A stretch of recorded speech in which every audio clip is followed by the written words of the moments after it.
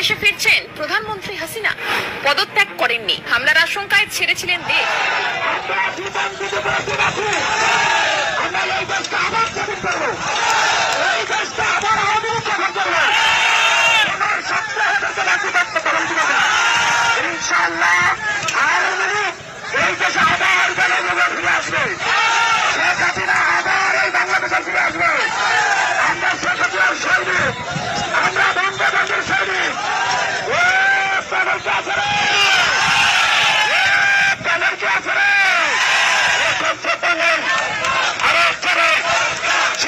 দিল্লিতে অত্যন্ত গুরুত্বপূর্ণ একটি বৈঠক শেষ করে নেত্রী বললেন খুব শীঘ্রই আসতেছি। অন্যদিকে ঢাকা ক্যান্টনমেন্টে আজকে জেনারেলদের 56 জেনারেল মিলে সেনাপ্রধানের ডাকে তাদের একটি শ্বাসরুদ্ধকর বৈঠক অনুষ্ঠিত হয়। সেই বৈঠকে তারা বর্তমান ইনুসগং সরকারের উপর ক্ষোভ প্রকাশ করেছেন। আর এই ক্ষোভ প্রকাশ করার মূল কারণ হচ্ছে সাম্প্রতিক সময় দেখেছেন আপনারা ডিজিএফআই এর সাবেক 5 পরিচালকের বিরুদ্ধে গ্রেপ্তারি পরোয়ানা জারি হয়েছে। অন্যদিকে নেত্রী বললেন খুব শীঘ্রই আসতেছে এবং খুব হাসি খুশি ভাবেই তিনি বললেন। আবার অন্যদিকে ঢাকায় কিন্তু ক্যান্টনমেন্ট এখন একটি সরগম অবস্থা।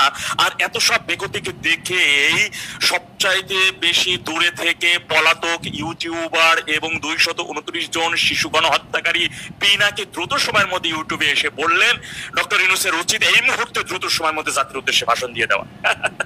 মানে সব মিলিয়ে তার মানে বোঝাই যাচ্ছে যে খেলা খুব ভালোভাবে দূতাবাস হয়ে গেছে জামাতের ঘাঁটি, যুদ্ধ অপরাধীদের ঘাঁটি। আর তারা এদের সাথে মিলে এই সবসময় এই ষড়যন্ত্র করতে থাকে। আমি যেটা দেখি যখনই বাংলাদেশ ভালোর দিকে যাচ্ছে তখনই কিছু কিছু শ্রেণী, কিছু কিছু দূতাবাস, আমি বলবো না যে কিছু কিছু দেশ, তাদের শুধুমাত্র তাদের দূতাবাস এখানে বসে ষড়যন্ত্র করার চেষ্টা করে, স্পেশালি মার্কিন দূতাবাস। আর তাদের উদ্দেশ্য কি? তারা কিন্তু একটা শক্তিশালী সরকার চায় না, তারা এই দূতাবাস চায় যে একটা ছোটখাটো সরকার থাকবে যাদেরকে তারা হুকুম করবে, তারা এই দূতাবাসের হুকুমে চলবে। আমার এটা ব্যক্তিগত অভিজ্ঞতা যে যখনই মার্কিন দূতাবাসের কোনো অনুষ্ঠানে গেছি ওখানে ওই জামাত এবং যুদ্ধ অপরাধী থাকবেই, তারা দাওয়াত করবেই। মার্কিন দূতাবাস হয়ে গেছে জামাতের ঘাঁটি, যুদ্ধ অপরাধীদের ঘাঁটি। আর তারা এদের সাথে মিলে এই সবসময় এই ষড়যন্ত্র করতে থাকে। আমরা কি চাই যে একটা উইক গভর্নমেন্ট যে অন্য কোনো দূতাবাসের হুকুমে চলবে? আমরা কি সেটা চাই? আমরা কি চাই যে আমাদের এই যে স্বাধীনতা, এই স্বাধীনতার অর্জন আমরা আবার হারিয়ে ফেলবো? জয় বাংলা আমরা আবার হারিয়ে ফেলবো? এই যে উন্নয়ন, যে উন্নয়নের ধারা আমরা 10 বছর ধরে দেখছি, একটি দারিদ্র দেশের থেকে এখন মধ্যমায়ের দেশে এসেছি, এই উন্নয়ন থেমে যায়, এটা কি আমরা চাই? তো আমার অনুরোধ আপনাদের কাছে, স্পেশালি তরুণরা, আপনারা হচ্ছেন আজকে এবং ভবিষ্যতের ভোটার, এই ষড়যন্ত্রের দিকে সবসময়